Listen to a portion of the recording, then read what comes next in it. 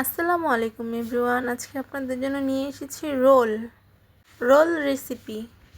প্রথমে আমি ময়দা নিয়েছি, তার মধ্যে একটু লবণ দিয়ে সামান্য পরিমাণ স্বাদ মতো আপনারা দিতে পারেন।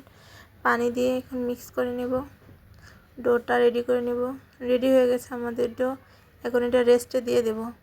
হালকা একটু তেল দিয়ে উপরে মেখে দেব যাতে বাতাসে শুকিয়ে না যায়। এখন আমরা এটা রেস্টে দিয়ে দেব। রোলের জন্য পুরটা রেডি করব, তার জন্য কিমা রেডি করেছি। পেঁয়াজ কুচি, কাঁচামরিচ কুচি নিয়ে নিলাম। তেল গরম করেছি, তেলের মধ্যে পেঁয়াজ কুচি দিয়ে নিলাম। হালকা একটু ভেজে নেব। ভাজা হয়ে গেলে আমাদের চিকেন দিয়ে দেব। হালকা নেড়ে নেব। হালকা ভাজা হয়ে গেলে আমরা সাইড করে একটু শুকনো মরিচ, আদা রসুন এগুলো দিয়ে নেব, দিয়ে নাড়াচাড়া দিয়ে নেব। কালারটা খুব সুন্দর এসেছে।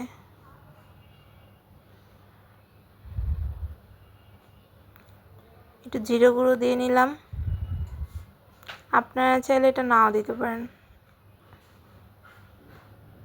লবণ দিয়ে নিলাম,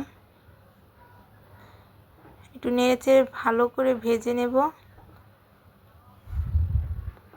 এই পর্যায়ে চাইলে আপনারা একটু কাঁচা পেঁয়াজ দিয়ে নিতে পারেন। আমি দিয়ে নিন ফ্লেভারের জন্য, ভালো লাগবে। চলুন ডোটা রেডি করে আসি।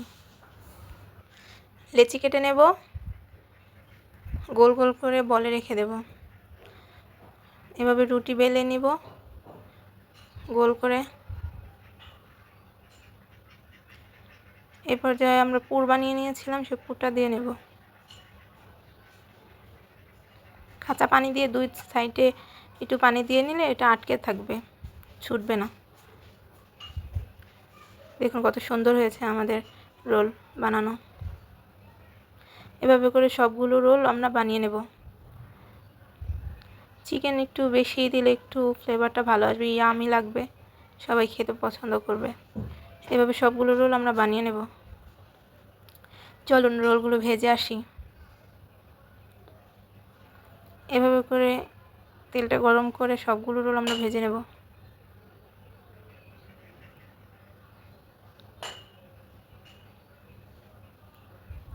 লাল ব্রাউন হয়ে গেলে আমরা রোলগুলো সব উঠিয়ে নেব। আমাদের রোল লাল লাল হয়ে গেছে, এগুলো এখন উঠিয়ে নেব।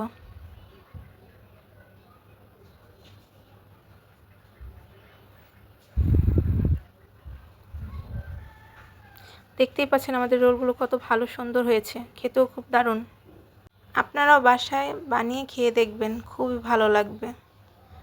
ভালো লাগলে আমাদের চ্যানেলটা সাবস্ক্রাইব করবেন, লাইক করবেন, শেয়ার করবেন, আর আমাদের সাথে থাকবেন, পাশে থাকবেন। আসসালামু আলাইকুম। Thank you.